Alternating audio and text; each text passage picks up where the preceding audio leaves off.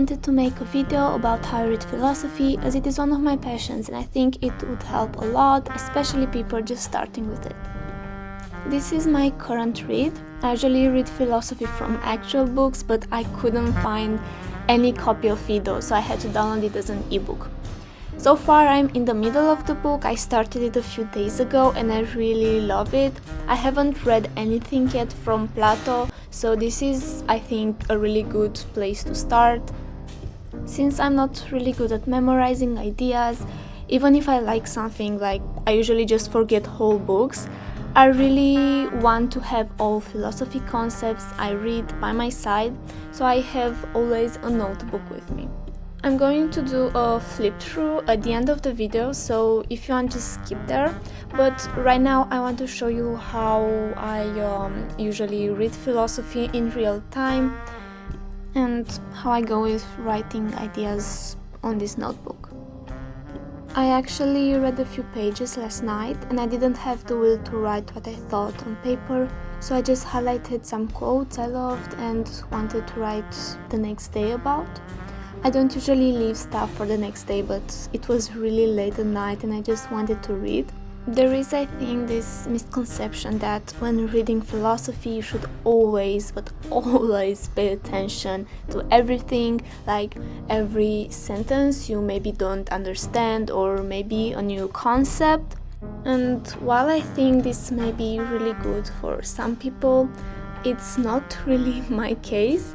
I used to do this at the beginning of my philosophy journey, and for example my very first book that I read, which is Meditation by Marcus Aurelius, took me a really long time to finish. Like, I think it took me 6 months. Now I just read and highlight important ideas. If I'm in the mood, I spend some time thinking about the author's opinion, and I think about some counter examples or some examples about why that idea is good. But if not, I just copy some quotes and concepts from that book just to remember another time. So I do this because I don't really read anything except philosophy. Like, I don't read romance books or classical ones just because they bore me, because I want to think about something. So it's really hard to stay every time you want to read something in your free time with your notebook by your side. So that's why I don't thinking about every sentence it's important, at least for me. I am not a philosophy student, so that's also important to keep in mind. I just want to read something that challenges myself. I sometimes spend insane amount of times to read and think about what I just read, but sometimes I just spend like 10 minutes or less because I want a short break from what I'm doing at the moment. If you look through the books I read, you will see so many highlighted sentences and so many written margins. I do believe that it's important to make the text your own, since philosophy is usually just debate and gathering examples about why your argument is better, and it's just thinking. So here I was finishing writing the quotes I highlighted the day before. I'm also writing some of my own opinions and reflections about what I thought in that certain paragraph, and just how I could counter his example. I started philosophy a little before the beginning of my senior year of high school, so I think around August 2025. It hasn't been that long, but I've already noticed some development in the way I think and formulate my opinions. I also became better at understanding dense passages that I could barely understand at first. The very first philosophy book I read in August 2025 was The Republic by Plato, and I was just wandering in a library and just bought it because it seemed really interesting and I really liked the design on the cover. But I actually never finished that book. I only read, I think, 10 or 20 pages and I couldn't understand anything that was written there. Philosophy often uses very complex language, and if it's not in your first language, it can become frustrating and discouraging.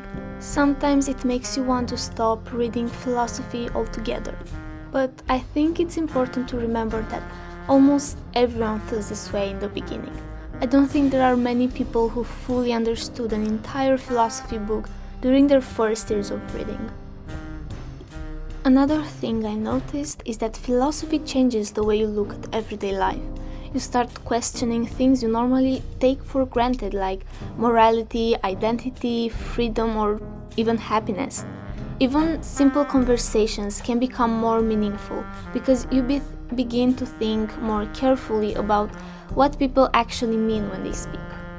Even if reading philosophy can feel difficult and exhausting, I think the difficulty is part of what makes it so amazing.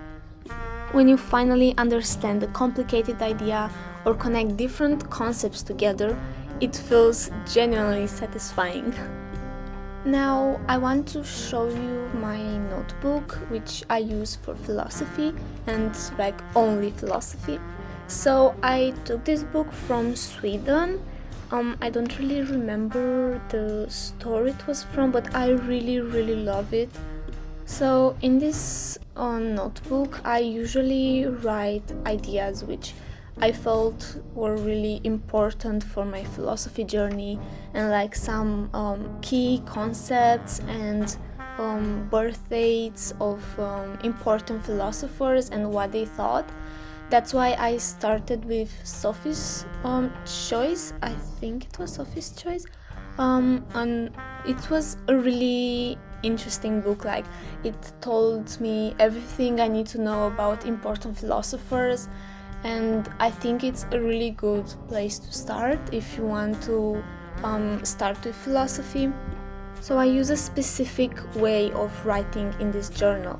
So a star usually means that it's really important and I like those concepts.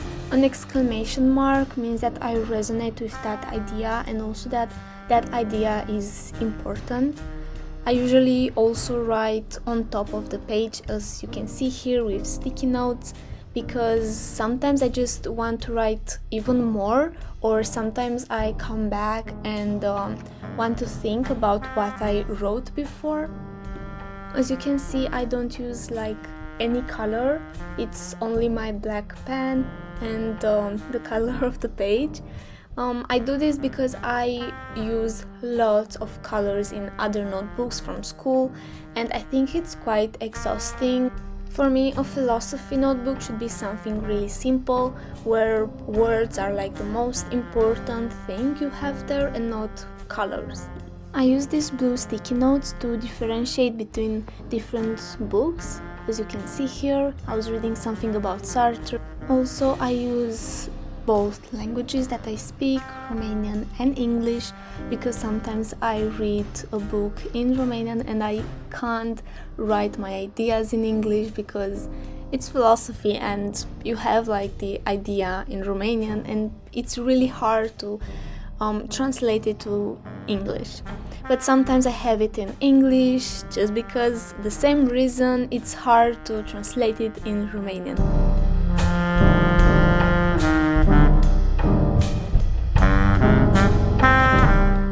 Here I even had a printed copy of the page I was reading because I had so many quotes there and it was really hard to try and copy all of them.